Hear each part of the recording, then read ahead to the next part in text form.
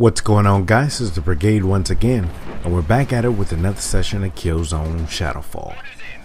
Alright, so last mission type. This time around we're going to deal with beacon retrieval. Now, beacon retrieval is extremely straightforward. And I know I say things like really straightforward, extremely straightforward, and I know some of you guys may say, yo, Brigade, you've been playing this game a long time, so give me a break. But it's actually pretty straightforward. What happens is beacons are going to be randomly dropped, right? And once they're randomly dropped, you basically have to race to pick it up and return it to a certain point. That's it. Pretty straightforward, right? Yeah. So, get into beacon retrieval. And keep in mind, if you guys are new, you're not really sure, all you have to do is look at the top of the screen in the very middle. It'll always let you know what mission type you're participating in. So, if you're ever lost, you're like, you know what? I've been just running around in circles like a chicken with my head cut off for like the last 2 minutes. What mission type am I in? All you have to do is look at the top middle part of the screen, and it'll always let you know what the mission type is. Now, like I said before, beacons are going to be dropped in random locations. And you know what? Now that okay, yeah, that's how it works. So beacons are going to be dropped in random locations, and what you have to do is bring the beacon to the opposing team's side. Now, this is yet another situation where GG kind of sold us out on this one. In Killzones 2 and 3, the beacon was actually a speaker, right? It was a speaker, a propaganda speaker that you had to bring over to the other side.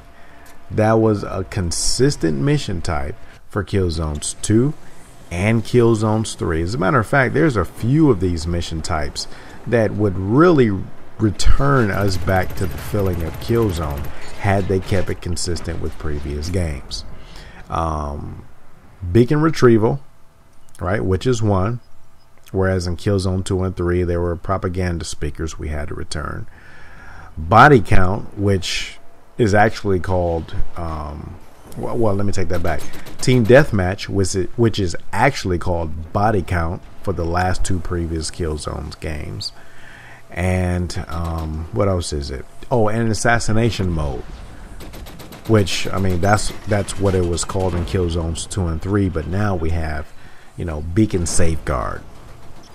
So I just hoped, I really hope, wink wink, that should there be another Killzone game, that you guys really consider returning us back to some of these objectives types that have been consistent all throughout Killzone. Me personally, I know I love the propaganda speakers. I used to love hearing it. Like, it was cool. It was one thing that really distinguished it from other types of games. But be that as it may, as far as beacon retrieval, once again, can't stress it enough. Spawn beacons, fellas. If you're always running back from your base to pursue something, you're far less likely. Now keep in mind, this is assuming that your opponents are throwing spawn beacons out. So to the extent that they are throwing spawn beacons out, if your team is not throwing any out, you are far more likely to fail. No matter how good you are, no matter how great of an individual you are, all of you guys that are playing support class, if you're not using those spawn, now keep in mind, once you drop a spawn beacon, you can easily just go ahead the next time you die and switch over to your turrets or switch classes or whatever you like to do, but at least get one out there, because the more beacons you have out there, the more boots on the ground and the more likely you are to be successful.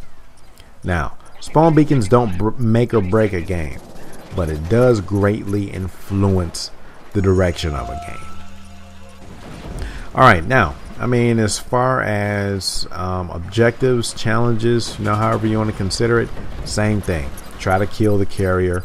try to get some defender kills and attacker kills, same as with every other beacon type objective or mission, right? So I don't really have to explain that because we basically talked about that in previous beacon related videos.